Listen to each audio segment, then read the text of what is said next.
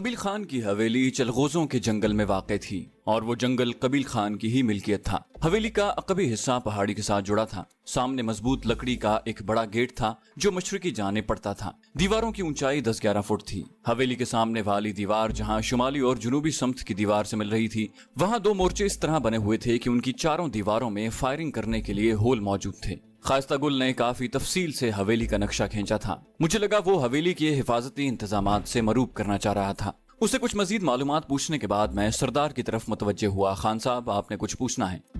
अस्बात में सर हिलाते हुए खास्ता गुल को वो मुखातिब हुआ। मोहतरम जनाब सरदार कबील खान के चहीते साले साहब, क्या वो तुम्हारी मौत की खबर सुनकर भी यहाँ नहीं पहुँचेगा? वो थूक निगलता हुआ बोला, मगर आप लोगों ने वादा किया है कि अगर मैंने तमाम मालूमात आपको दे दी तो आप मुझे गोली नहीं मारेंगे। मैंने इत्मीनान भरे अंदाज में कहा, हमने जो वादा किया था उस पर हम कायम हैं दोस्त। वो मायूसी भरे लहजे में बोला, वो सबसे पहले अपने अगराज व मकासद मद्देनजर रखता है। मैं भी साला होने की वजह से उसका मंजूर नजर नहीं हूँ। मेरी अपनी जात में भी ऐसी कई बातें मौजूद हैं जिनकी वजह से उसने मुझे ये मकाम दिया हुआ है। ये अलहदा बात है कि लोग उसकी वजह में रिश्तेदारी को ले आते हैं। मैंने कहा, वैसे तुमने हमें पहचान लिया है या अब तक हमें जरवली का आदमी समझ रहे हो? वो बोला, मुझे शक है कि तुम वही हो जिसने रोशन खान को लंगड़ा किया है। वो तुम्हारा तस्करा SS के नाम से कर रहा था। मैं मुस्कुराया, शक की वजह? वो बोला, चलती गाड़ी के टायर को पहली गोली से निशाना बनाना और फिर इतनी सुर्रत से मेरे दोनों मुहाफिजों के सर में गोली उतारना, ये काम हर आदमी का नहीं। मैंने इश्तियाक आमेज लहजे में कहा, तो फिर तुम हमें किसी मुशीर जरवली से क्यों मंसूब कर रहे थे? वो साफ गोई से बोला, क्योंकि मैं चाहता था कि तुम ये समझो मैंने तुम्हें नहीं पहचाना, और हकीकत तो ये है कि मुशीर जरवली का नाम का कोई सरदार इस इलाके में मौजूद नहीं है। मैंने फौरन पूछा, तो अब क्यों एतराफ कर रहे हो? वो बोला, क्योंकि अब तुम मेरी जान बख्शी का वादा कर चुके हो और रोशन खान कह रहा था कि SS अपने अल्फाज से नहीं फिरता। मैंने कहा, मगर मैंने तुमसे ऐसा कोई वादा नहीं किया। मैंने कहा था कि मैं तुम्हें गोली नहीं मारूंगा और इस बात पर मैं कायम हूँ। मेरी बात सुनकर उसका रंग पीला पड़ गया। उसने कहा, नहीं, तुमने वादा किया था कि तुम मुझे कत्ल नहीं करोगे। मैं साफ गोई से बोला, यार सीधी बात यह है कि तुम्हें जिंदा छोड़ने से हमारी सलामती खतरे में पड़ जाएगी। वो बोला, मैं हर कसम खाने को तैयार हूँ, हर जमानत देने को तैयार हूँ। मैं इस हमले को, मगर उसकी बात दरमियान में रह गई थी, क्योंकि एक हाथ उसकी ठोड़ी के नीचे रखते हुए मैंने दूसरा हाथ उसके सर पर रखा और दोनों हाथों को मुखालिफ जानिब जोरदार झटका देते हुए उसे जिंदगी की कैद से आजाद कर दिया। एक मुल्क दुश्मन शख्स से वादे वईद लेने की हमें कोई जरूरत नहीं थी और ना हमें उससे कोई हमदर्दी थी। सरदार ने कहा, बंदे को मारने का ये तरीका मुझे भी सिखा दो। मैं हंसा, अब जिंदा बंदा तो यहाँ मौजूद नहीं, मुझे तुम्हारी गर्दन के साथ ये करके तुम्हें सिखाना पड़ेगा। वो तुर्की बतुर्की बोला, नहीं, तुम मुझे जबानी बता दो और मैं तुम्हारी गर्दन पकड़ के प्रैक्टिस करता हूँ। मैंने कहा, तुम्हें तो नहीं, अलबत्ता अपने चनारे बहन को मैं ये तरीका जरूर सिखाऊंगा। उम्मीद है लीजोना की आमद के बाद वो इस तरीके को किसी न किसी पर जरूर इस्तेमाल करना चाहेगी। वो मुझे मतून करता रहा। बोला, अगर मैं भी कमांडो वालों के जेर निगरानी स्नाइपर कोर्स कर लेता तो तुम्हारी मिन्नत की जरूरत न पड़ती। मैंने बॉडी में पड़ी लाशों की तलाशी ली। अच्छा, इतना वक्त नहीं है कि हम गप्पे हाँकें, ये सीखना सिखाना बाद में भी चलता रहेगा। मैंने बॉडी में पड़ी लाशों की तलाशी ली। उनकी नकदी और हथियार उठाकर मैंने लाशों को वहीं पड़ा रहने दिया था। उसके बाद खास्ता गुल की भी तलाशी लेकर उसे डबल कैबिन की बॉडी में फेंक दिया। गाड़ी की तलाशी लेने पर मुझे डैशबोर्ड से बरेटा पिस्टल हाथ लगा।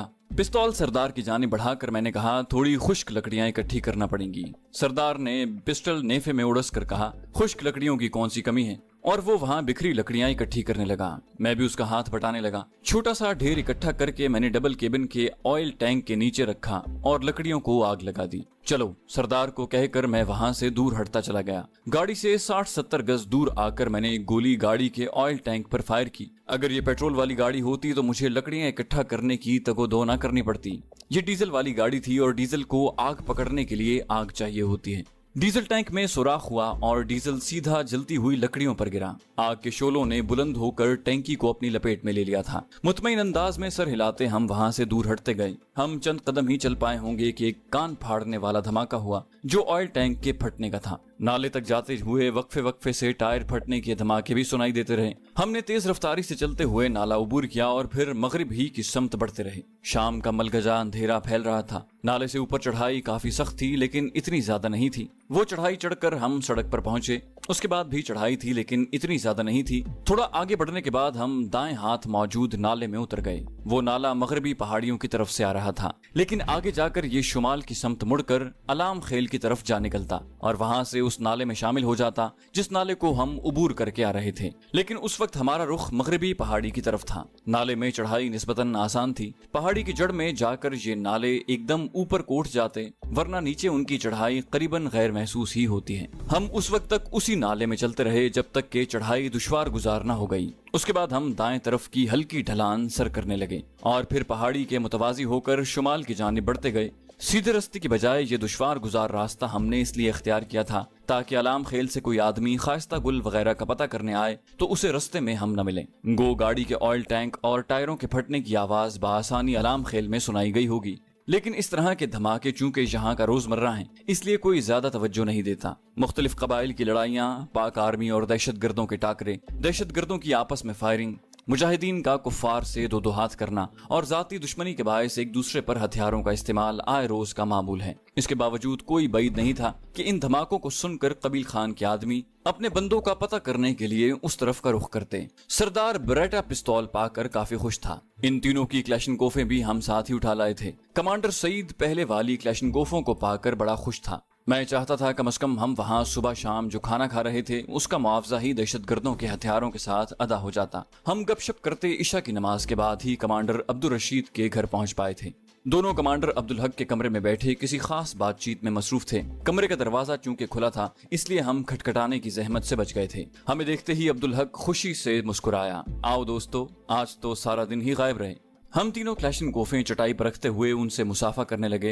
हाँ भैया, थोड़ा काम था। अब्दुल हक ने कहा, शाम की नमाज से जरा पहले धमाके की आवाज सुनी थी। मैंने जवाबन कहा, हाँ हमने भी सुनी थी। मेरा ख्याल है किसी ने खाइस्ता गुल और उसके 2 मुहाफिजों को कत्ल कर दिया है, उनकी गाड़ी को आग लगा दी है। यकीनन आपने उस गाड़ी के पेट्रोल टैंक के फटने का धमाका सुना होगा। अब्दुल हक ने हमें मुखलिसाना मशवरे से नवाजते हुए कहा, दोस्त कुछ ज्यादा ही तेज रफ्तारी का मुजाहरा कर रहे हो। एहतियात बहरहाल बहुत अच्छी होती है, और जहाँ तक मेरे नाकिस इल्म और तजुर्बे की बात है तो कबील खान निहायत चालाक, मक्कार और खतरनाक शख्स हैं, और ये गालिबन तीसरा चौथा नुकसान है जो उसे मुसलसल तुम लोगों की तरफ से पहुंच रहा है। मैंने इत्मीनान भरे लहजे में कहा, आपके मुखलिसाना मशवरों की जरूरत हमें हमेशा रहेगी अब्दुल हक भाई। बाकी फिलहाल तो हमने अपने पीछे कोई सुराग नहीं छोड़ा। हमारे पास उनकी ये क्लैशनकोफें हैं जो हम आपकी खिदमत में पेश कर रहे हैं। यकीनन आपको इन क्लैशनकोफों की हैयत तब्दील करने में कोई दिक्कत नहीं होगी। खामोश बैठा कमांडर अब्दुल रशीद खुश दिली से बोला, शुक्रिया जवान। इसमें कोई शक नहीं था कि ये हथियार हमारे लिए एक बेहतरीन तोहफा है। ये कहकर वो तीनों क्लैशनकोफों का जायजा लेने लगा।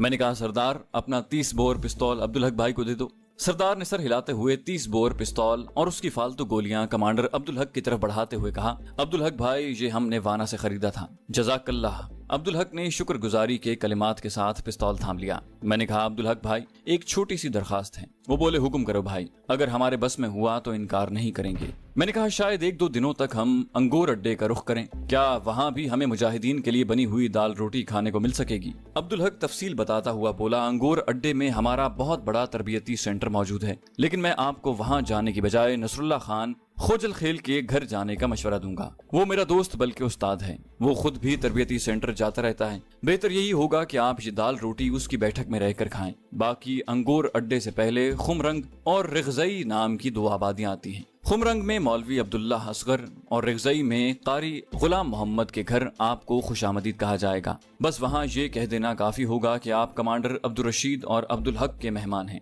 बाकी तस्दीक वगैरह वो खुद करते रहेंगे। मैं शुक्रगुजारी के गहरे एहसास के ज़ेरे असर बोला, यकीनन आपका ये एहसान हम कभी नहीं उतार सकेंगे। वो बोले, ये कोई एहसान नहीं है मेरे दोस्त, पाकिस्तान सिर्फ तुम्हारा नहीं हमारा भी मुल्क है, बल्कि सच कहूँ तो इस्लाम का कला है, और ये सब हम अपने मुल्क की खातिर कर रहे हैं। और कहते हैं ना कि नीयत साफ हो तो मंजिल आसान रहती है। अब यही देख लो कि बज़ाहिर तो हम एहसान कर रहे हैं, मगर हमसे कई गुना ज्यादा आप लोग हमारे काम आ रहे हैं। 9 अदद क्लैशनकोफों की काफी ज्यादा कीमत बनती है, और एक क्लैशनकोफ बेचकर ही आप लोग 5-6 माह तक ऐसी दाल रोटी से मुफीद हो सकते हो। मैंने कहा, सिर्फ दाल रोटी नहीं अब्दुल हक भाई, 4 दीवारी का तहफ्फुज भी बहुत मानी रखता है। उसने खूबसूरती से मौजू तब्दील कर दिया। अच्छा, खाना खा लिया कि नहीं? मैंने कहा, जो मैं सुबह से दाल की तारीफ पर तारीफ किए जा रहा हूँ, इससे भी आपको अंदाजा नहीं हुआ। भूखा आदमी ही दाल की इतनी तारीफ कर सकता है। मेरी बातों पर वो दोनों कहकहा लगाकर हंस पड़े। सरदार के होंठ भी मुस्कुराने के अंदाज में खुल गए। अब्दुल हक ने फौरन एक आदमी को लाकर हमारे लिए खाना लाने का हुक्म दिया। सरदार ने पूछा, वैसे आपने हमें तरबियती सेंटर जाने से क्यों मना कर दिया? अब्दुल हक ने जवाब दिया, क्योंकि वहाँ मुजाहिदीन हर वक्त तरबियत में मशगूल रहते हैं और आप लोगों का तरबियत में हिस्सा न लेना काफी सवालात को जन्म देगा। हर किसी के सामने शायद आप वजाहत न कर सकें कि आप वहाँ क्या कर रहे हैं। अलबत्ता ये सिर्फ मेरा अपना ख्याल है। अगर आपकी ख्वाहिश तरबियती सेंटर जाने की है तो वहाँ भी आपको रिहाइश और खाना पीना जरूर मिलेगा। मैंने नफी में सर हिलाया, नहीं, हमारे लिए नसरुल्लाह साहब की बैठक ही मुनासिब रहेगी। उसी वक्त खाने के बर्तनों के साथ एक आदमी अंदर दाखिल हुआ। खाना खाकर हम खुशबूदार कहवे से लुत्फानंदोज हुए और दोनों कमांडरों से इजाजत लेकर अपने कमरे की जानिब बढ़ गए। उन तीनों की लाशें उसी रात दरियाफ्त कर ली गई थीं। तीनों का आबाई इलाका भी अलाम खेल ही था। जोहर की नमाज के बाद उनका जनाजा था। हमने बड़े एहतमाम से उनके जनाजे में शिरकत की, लेकिन कबील खान का दीदार न हो सका। खाइस्ता गुल के बकौल वो एक खुदगर्ज और मतलब परस्त शख्स ही निकला था। अपने साले के जनाजे में शिरकत न करके उसने खाइस्ता गुल की इस बात पर मोहर तस्दीक सब्त कर दी थी, वरना अंगूर अड्डे से वहां तक गाड़ी में कितना कुछ वक्त लगना था। और फिर उसी रोज मुजाहिदीन की एक गाड़ी अंगूर अड्डे जा रही थी। हम अब्दुल हक से इजाजत लेकर उसी गाड़ी में अंगूर अड्डे रवाना हो गए। पहले हमने सोचा था शायद कबील खान अपने साले की मौत पर वहां आ जाए, लेकिन उसे कोई ज्यादा ही खूबसूरत मसरूफियत मिल गई होगी कि उसने अलाम खेल आने की जहमत नहीं की थी। शाम की अजान के वक्त मुजाहिदीन हमें नसरुल्लाह खान खोजल खेल के घर के सामने उतार कर आगे अपने रास्ते चल दिए। जाने से पहले वो नसरुल्लाह खोजल खेल से हमारा तारुफ करवाना नहीं भूले थे। वो सफेद रीश मुजाहिद उम्र की उस मंजिल में था जहां इंसान के कुवा आराम के तलबगार होते हैं, लेकिन वो अपनी आखिरत संवारने में लगा हुआ था। उसने हमें खुश दिली से खुशामदीद कहा और अपने घर से मुल्हिक एक खूबसूरत से बैठक में हमें लेकर बिठा दिया। हमारी जरूरियात वगैरह का पूछने के बाद वो शाम की नमाज के लिए चला गया। हमने बैठक ही में नमाज पढ़ ली थी। रात का खाना इशा की नमाज के बाद ही खा सके थे। खाना काफी पुरतकल्लुफ बना था। खाने के बाद उसने चंद मिनट हमसे गपशप की और फिर हमें आराम की ताकीद करता हुआ चला गया। सुबह नाश्ते के बाद हम बैठक से निकल आए, लेकिन कबील खान के मखसूस अड्डे का रुख न किया, क्योंकि हम बाजार खुलने के मुंतजिर थे और हमें ज्यादा इंतजार न करना पड़ा। असलहे की दुकानें खुलते ही हम ड्रैगन ऑफ राइफल के साइलेंसर का पूछने के लिए एक दुकान में घुस गए। दुकानदार के नफी में सर हिलाने पर हम अगली दुकान की तरफ बढ़ गए। असलहे की तीसरी दुकान में हमें मतलूबा चीजें मिल गईं। उसकी खरीदारी में खाइस्ता गुल की जेब से मिलने वाली नकदी काम आई थी। हमारे पास जो बड़ी रकम मौजूद थी वो हम डी ब्लॉक पर छोड़ आए थे, क्योंकि इतनी ज्यादा रकम को साथ फिराना मुनासिब नहीं था। साइलेंसर खरीद कर हम जुनूब मशरिक की समत रवाना हो गए।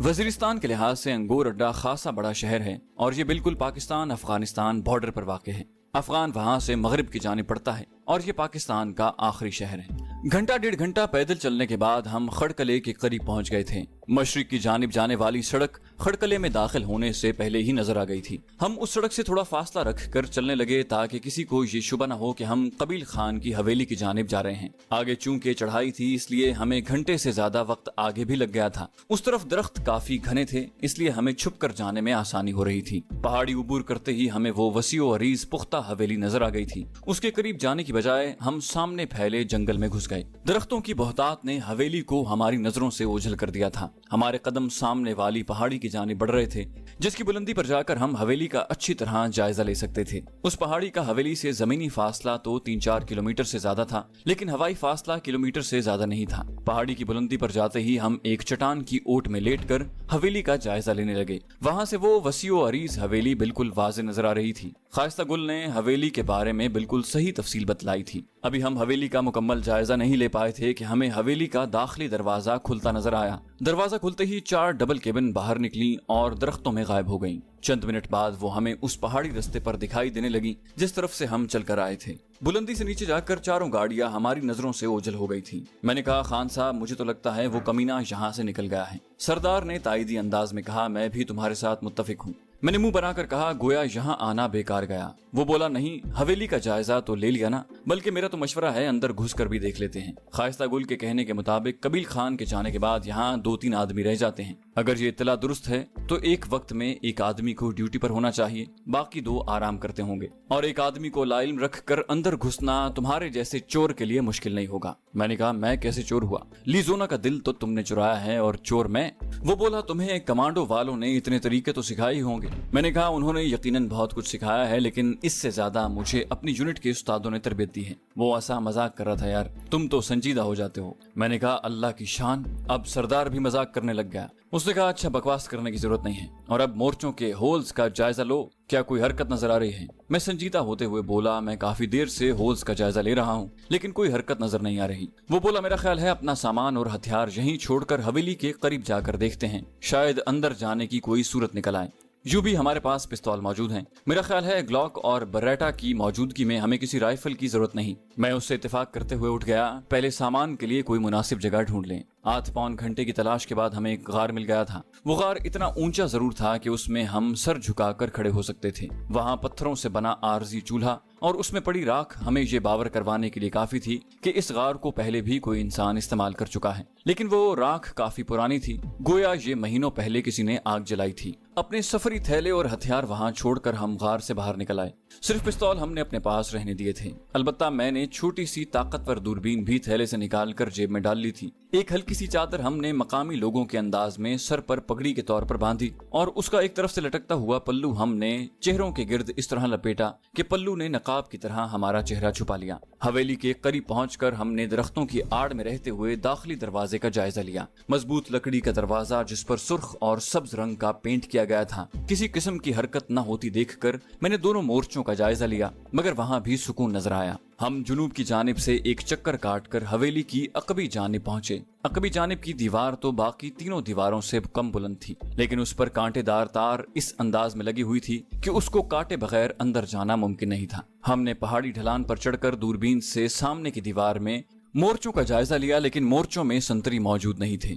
दोनों मोर्चों के नीचे पुख्ता कमरा बना हुआ था और कमरे की छत पर चढ़ने के लिए लोहे की एक मजबूत सीढ़ी दिखाई दे रही थी। मोर्चों का दरवाजा मगरबी दीवार में बना हुआ था। इन दरवाजों में किवाड़ मौजूद नहीं थे। अगर इन मोर्चों में कोई एक आदमी भी मौजूद होता तो हम उस ढलान पर बैठे हुए आसानी से नजर आ गए होते। मैंने मशवरा देते हुए कहा मेरा ख्याल है अंदर दाखिल होने के लिए जुनूबी दीवार मुनासिब रहेगी। सरदार फौरन जुनूबी दीवार की जानिब बढ़ गया। इंतजार किस बात का है? मैंने कहा मैं अंदर जाऊंगा और तुम उसी दीवार को मशरकी कोने पर मेरे इशारे का इंतजार करना। अगर मुझे तुम्हारी जरूरत महसूस हुई तो मैं तुम्हें अंदर बुला लूंगा, वरना तुम बाहर निगरानी करना। सरदार फौरन मोतरिज हुआ और बोला मेरा ख्याल है सीनियर होने के नाते ये फैसला करना मेरा हक है कि अंदर कौन जाएगा और बाहर कौन रहेगा। मैंने पूछा पता है सबसे बुरी आदत कौन सी है तुम्हारी? वो मुंह बनाते हुए बोला बस तुम्हारे लिए तो सारी आदतें ही बुरी हैं। मैंने कहा हाँ, मगर अब मैं सबसे बुरी आदत का पूछ रहा हूँ। वो बोला मैं तो ये कहता हूँ कि अपने साथी को खतरे का सामना करने की बजाय अपनी जात को पेश करना अच्छी आदत है।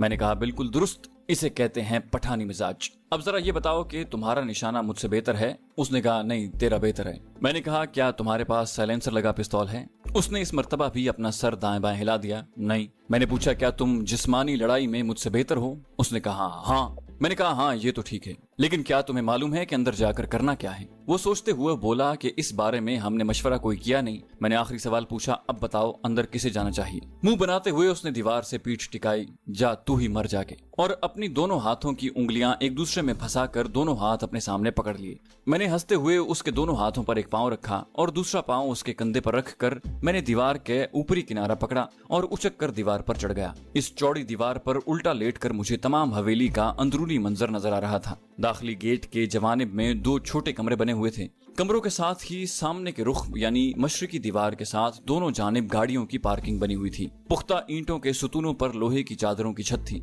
उस वक्त भी जुनूबी तरफ की पार्किंग में सफेद रंग की एक सिंगल केबिन टोयोटा खड़ी थी और उसके साथ ही एक बड़ा टैंकर खड़ा था जिसमें यकीनन हवेली की जरूरियात का पानी लाया जाता होगा। सामने की दीवार के दोनों कोनों में भी एक कमरा बना हुआ था जिसकी छत पर दोनों मोर्चे बने हुए थे। शुमाली दीवार में मोर्चे वाले कमरे के साथ 2 गुस्ल खाने और 2 बैतुल खला बने नजर आ रहे थे। यकीनन ये मुलाजिमों के लिए बनाए गए थे। जबकि जुनूबी दीवार में एक बावर्ची खाना बना हुआ था। उसके साथ हवेली का वसी सहन था जिसमें किसी भी किस्म के शुगल मेले के लिए काफी गुंजाइश मौजूद थी। खाइस्ता गुल के बकौल वो जो नाच गाने वगैरह की महफिल सजाते थे उसके लिए ये सहन बहुत मुनासिब था।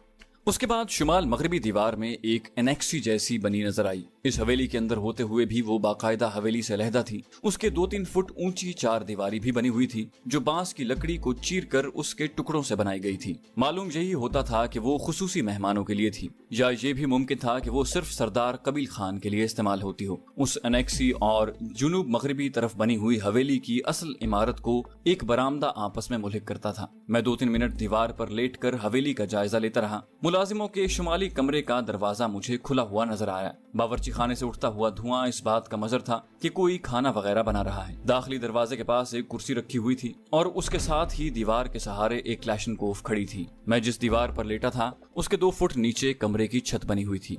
मैं आहिस्ता से कमरे की छत पर उतर गया। गो इस कमरे में किसी की मौजूदगी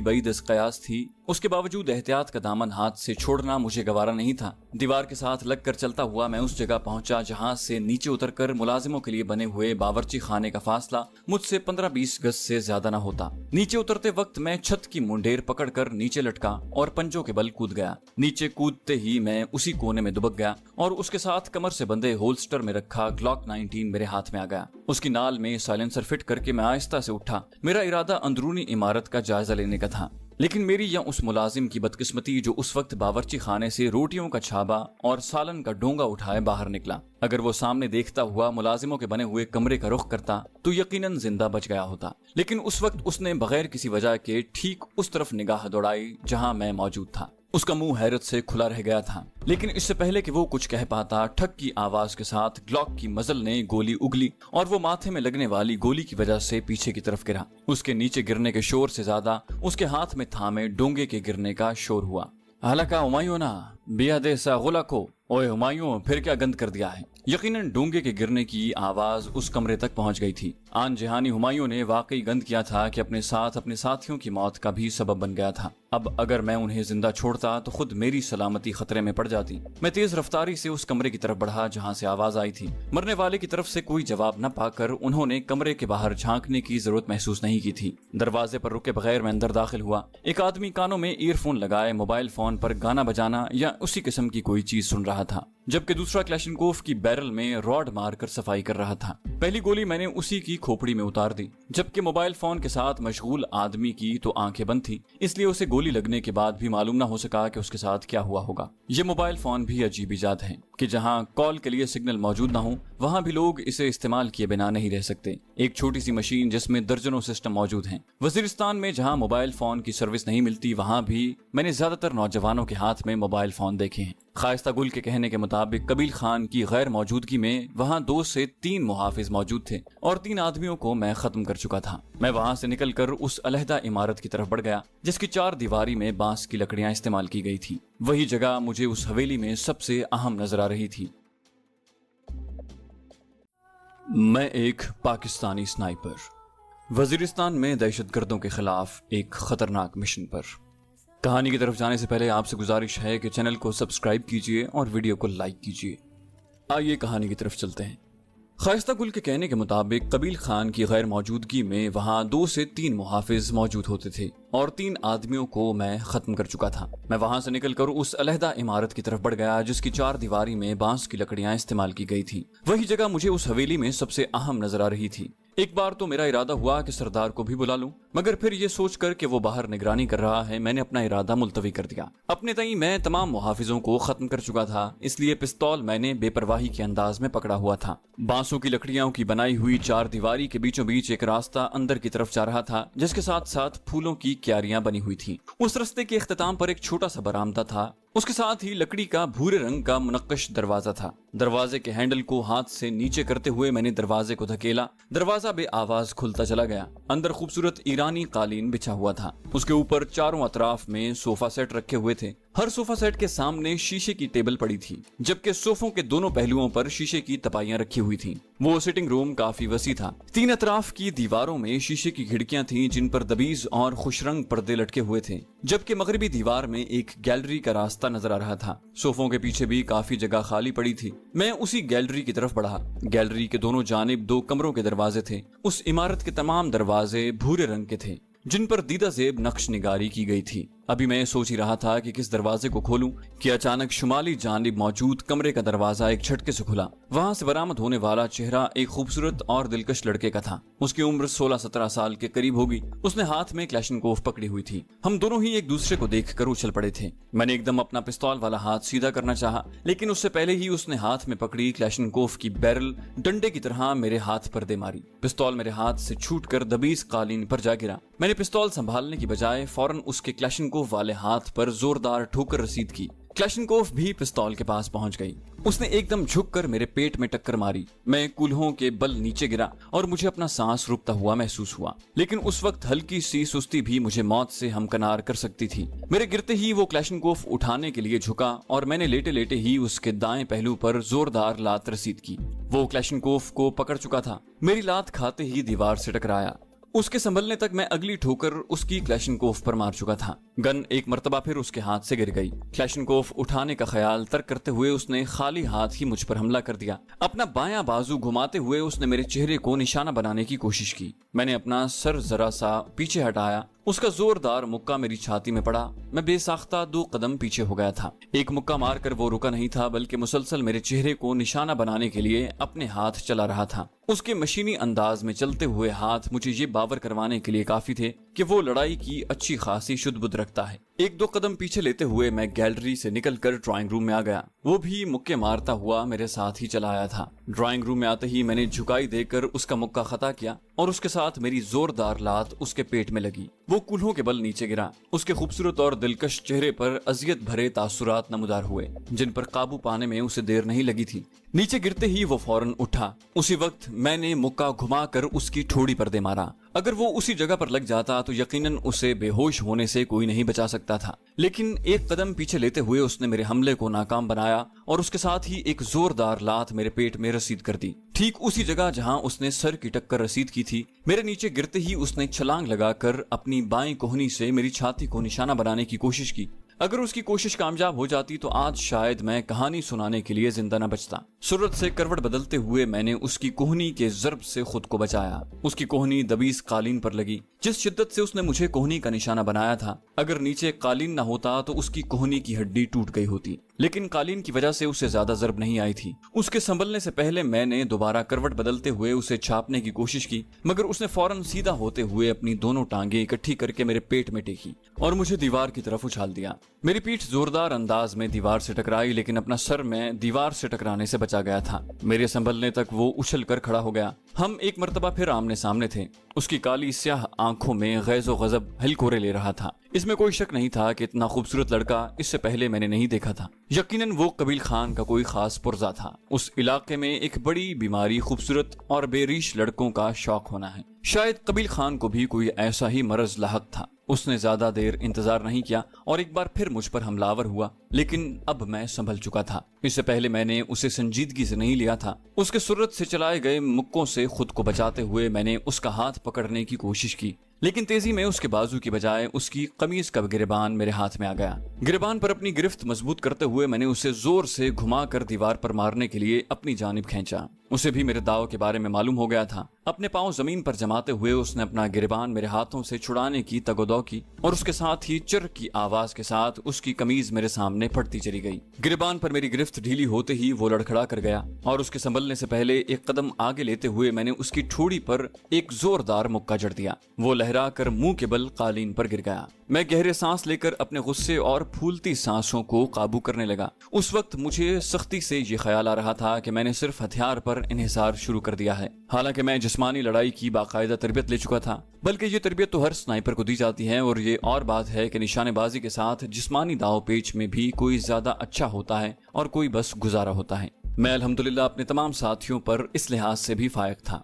मैंने इरादा कर लिया कि फारिग औकात में सरदार के साथ इसकी मशक किया करूंगा। सांस बहाल होते ही मैं उसकी तरफ मुतवज्जे हुआ। वो मुझे कबील खान के बारे में काफी कीमती मालूमात पहुंचा सकता था। ये भी मुमकिन था कि उसकी वजह से मैं कबील खान को ब्लैकमेल कर सकता। कमरों की तलाशी लेने से पहले मैंने जरूरी समझा कि उसे बांध दूं, और उसके बांधने के लिए उसकी फटी हुई कमीज से बेहतर कोई चीज नहीं थी। उसके पास उकड़ू बैठते हुए मैंने उसे कंधे से पकड़कर सीधा किया, और उसके साथ ही मुझे लगा किसी ने मेरे सर पर बम फोड़ डाला हो। उसके उरियां बालाई जिस्म पर नजर पड़ते ही मेरा सांस रुकने लगा था। वो लड़का नहीं बल्कि एक नौजवान लड़की थी। लड़कों वाले कपड़े, लड़कों की तरह छोटे बाल। हालांकि उस इलाके में तो मर्द भी औरतों की तरह लंबे बाल रखने के आदी होते हैं। सबसे बढ़कर उसकी नाक और कान में जेवर डालने के लिए कोई छेद मौजूद नहीं था। मैं ज्यादा देर उस नजारे की ताब न ला सका और फौरन उसे औंधे मुंह लिटा दिया। उसके हाथ उसकी ही कमीज को 3-4 टुकड़ों में तब्दील करके उन लंबी पट्टियों से उसके हाथ और पांव बांध दिए। उस तरफ से फारिग होकर मैंने गर्दन की एक मखसूस रग को दबाकर उसकी आर्जी बेहोशी की तवालत को बढ़ा दिया। अब तो मुझे 100% यकीन हो गया था कि वो कबील खान की रखेल थी और उसी के हुक्म पर मर्दाना हुलिया बनाया हुआ था। ये भी हो सकता था कि मर्दाना हुलिये में घूमना उसका अपना शौक हो। इसी वजह से उसने लड़ाई भिड़ाई में भी अच्छी खासी महारत हासिल कर ली थी। एक गुमान मुझे ये भी हुआ था कि वो उसकी दूसरी बीवी ना हो, लेकिन फिर मैंने सख्ती से इस गुमान को रद्द कर दिया, क्योंकि एक तो वो बहुत कमसिन थी, दूसरा बीवियों को घर में रखा जाता है ऐशो आराम के अड्डे पर नहीं, तीसरा उसके नुकूश खायस्ता गुल से बिल्कुल नहीं मिलते थे जिसके बारे में सुना था कि वो कबील खान की दूसरी बीवी का भाई है, और सबसे बढ़कर अपने भाई की मौत पर उसके यहाँ रहने की कोई तुक नजर नहीं आ रही थी। उसे तो अलाम खेल में होना चाहिए था। बहरहाल इस बारे में सोचने का बहुत वक्त मिलना था। फिलहाल मैंने वहाँ की तलाशी लेना शुरू की। उस गैलरी के दाएं बाएं सिर्फ 2 कमरे थे। मैं उसी कमरे में घुस गया जहाँ से वो बाहर निकली थी। वो एक पुरतायुश ख्वाबगाह थी। कमरे के वस्त में लकड़ी का डबल बेड पड़ा था जो भूरी पॉलिश से चमक रहा था। उस पर तय किया हुआ गहरे नीले रंग का खूबसूरत कोरियन कंबल रखा था। गहरे नीले रंग ही बेडशीट और तकियों के खिलाफ थे। खिड़कियों के पर्दे भी उसी रंग के थे। अलबत्ता कमरे की चारों दीवारों में हर दीवार मुख्तलिफ रंग के डिस्टेम्पर से रंगी हुई थी। मैं जल्दी जल्दी कमरे की तलाशी लेने लगा, लेकिन वहाँ कोई काम की चीज मुझे न मिल सकी। बस अय्याशी का मुख्तलिफ सामान भरा था। एक मुकम्मल अलमारी तो मुख्तलिफ किस्म की शराब की बोतलों से भरी हुई थी। बेड साइड टेबल के दराज वगैरह खंगालने के बाद मैं दूसरे कमरे में घुस गया। वो भी एक ख्वाबगाह ही थी। वहाँ एक अलमारी में मर्दाना लिबास टंगे हुए देखकर मैंने एक कमीज उतार कर अपने पास रख ली थी, क्योंकि उस लड़की का किरदार कैसा ही क्यों ना हो, मुझे मेरा इखलाक ये इजाजत न देता कि उस पर काबू पाने के बाद उसे बरहना हालत में फिराता रहता। दूसरे कमरे में निकलकर मैंने गैलरी के आखिरी कोने तक जाकर देखा। वहाँ भी एक खिड़की बनी हुई थी। करीब पहुंचकर मुझे खिड़की का टूटा हुआ शीशा दिखाई दिया। दबीज पर्दे की वजह से टूटा हुआ शीशा दूर से नजर आ रहा था। वापस ड्राइंग रूम में आकर मैंने उस लड़की की हाथ की बंदिशें खोली और उसे कमीज पहनाकर दोबारा उसके हाथ पुश्त पर बांध दिए। वहां से निकलकर मैंने दूसरी इमारत का भी सरसरी जायजा लिया, लेकिन काम की कोई चीज नजर न आई। दूसरे कमरों का जायजा लेते हुए मैंने एहतियात का दामन हाथ से नहीं छोड़ा था।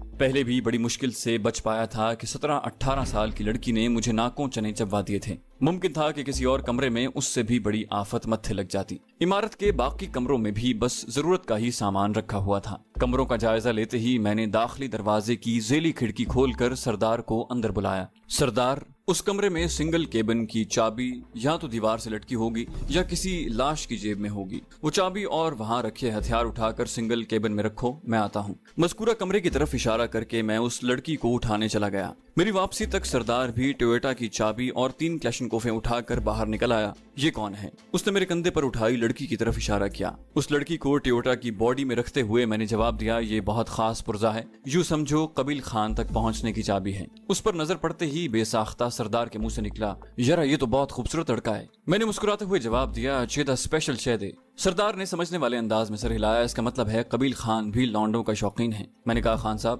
खान साहब ये लड़की है क्या? उसने हैरानी से एक मर्तबा फिर उस लड़की का जायजा लिया, लेकिन इसने हुलिया तो बिल्कुल लड़कों वाला बनाया हुआ है। मैंने ड्राइविंग सीट संभालते हुए कहा, हुलियों को छोड़ो, चेहरे के नकूश पर गौर करो। मेरे साथ बैठने के लिए उसने दरवाजा खोलना चाहा, तो अब इसे कहाँ लेकर जा रहे हो? उसकी बात का जवाब दिए बगैर मैंने पूछा, दरवाजा कौन खोलेगा? दरवाजा वापस बंद करते हुए वो मुंह बनाते हुए बोला, जूनियर होने के नाते दरवाजा खोलना तो तुम्हें चाहिए था, लेकिन क्या करें, आजकल तो सीनियर जूनियर की तमीज ही नहीं रही। मैं ज़ेरे लब मुस्कुराते हुए गाड़ी सेल्फ घुमाने लगा। गाड़ी स्टार्ट करके मैंने पीछे ले जाकर दाखिली दरवाजे की सीध में की। उस वक्त तक वो दरवाजा खुल चुका था। मैंने जूं ही गाड़ी बाहर निकाली, वो दरवाजा बंद करके मेरे पास आन बैठा। अब बताओ इस मुसीबत को कहाँ ले जाना है? मैंने कहा जहाँ अपना सामान रखा है वहाँ ले जाकर पूछगिछ करते हैं, अगर मुनासिब लगा तो उसके जरिए कबील खान को ब्लैकमेल भी किया जा सकता है। सरदार ने तायदी अंदाज में सर हिलाते हुए कहा, वैसे उसकी शक्ल सूरत को देखकर तो यही अंदाजा हो रहा है कि हम कबील खान को ठीक ठाक धचका पहुंचा सकते हैं। मैंने कहा ये तो उससे बातचीत करने पर मालूम होगा। दरख्तों से बचने के लिए मुझे मुसलसल स्टीयरिंग घुमाना पड़ रहा था। रास्ता भी नाहमवार था कि गाड़ी को मुसलसल झटके लग रहे थे। गाड़ी को गार के थाने तक ले जाना मुमकिन नहीं था क्योंकि गार ढलान पर बनी हुई थी। गार के थाने के मुतवाजी गाड़ी रोककर मैंने सरदार को कहा, गाड़ी वापस ले जाओ और दोनों गाड़ियों के ऑयल टैंक में सुराख करके तेल निकाल कर वहाँ मौजूद तमाम सामान और गाड़ियों को आग लगा दो। अब जबकि उसकी मुहाफिजों की मौत के बाद ये बात खुल गई कि इस इमारत तक हम पहुंच गए हैं तो कबील खान का कुछ नुकसान करना तो बनता है। सरदार खुशी से चहकते हुए ड्राइविंग सीट पर बैठ गया। ये काम मुझे वाकई पसंद है। गाड़ी से उतरकर मैंने लड़की को खींच कर नीचे उतारा और लड़की वाली और बाकी 3 मुहाफिजों वाले हथियार भी गाड़ी से उतार कर नीचे रख दिए। सरदार गाड़ी को मोड़कर दोबारा कबील खान की हवेली की जाने बढ़ गया, जबकि मैं उस लड़की को कंधे पर उठाकर ऊपर चढ़ने लगा। गार के थाने के सामने काफी दरख्त मौजूद थे जिनके अकब में थाना बिल्कुल छुपा हुआ था। लड़की को गार में लिटाकर मैं दोबारा नीचे पहुंचा और तमाम हथियार भी वहां उठा लाया। लड़की को अभी तक होश नहीं आया था। उसे दीवार के साथ टेक लगाकर बिठाकर मैंने थैले से पानी की बोतल निकाल ली। आधी बोतल अपने मेदे में उतारकर मैंने बाकी पानी उसके मुंह पर उंडेल दिया। उसने कराहते हुए आंखें खोल दी। होश में आते ही वो एक तरफ लुढ़क गई। उसे दोबारा बाजू से पकड़कर मैंने दीवार के साथ बिठा दिया। गहरे सांस लेते हुए उसने नफरत भरी निगाहें मेरे चेहरे पर डाली। उस वक्त मेरी आंखों से फूटने वाली नफरत भी कुछ कम दर्जे की नहीं थी। नामालूम क्यों मुझे उस पर हद से ज्यादा गुस्सा आ रहा था। तुम्हारा नाम? मैंने उसकी 16 बार आंखों में झांकते हुए पहला सवाल किया, मगर वो होंठ भेंचे उसी अंदाज में मुझे घूरती रही। मेरा हाथ बिजली की सी सूरत से घूमा। चटाख की आवाज के साथ उसका बायां गाल सफेद से सुर्ख हो गया था। वो दाएं तरफ लुढ़क गई।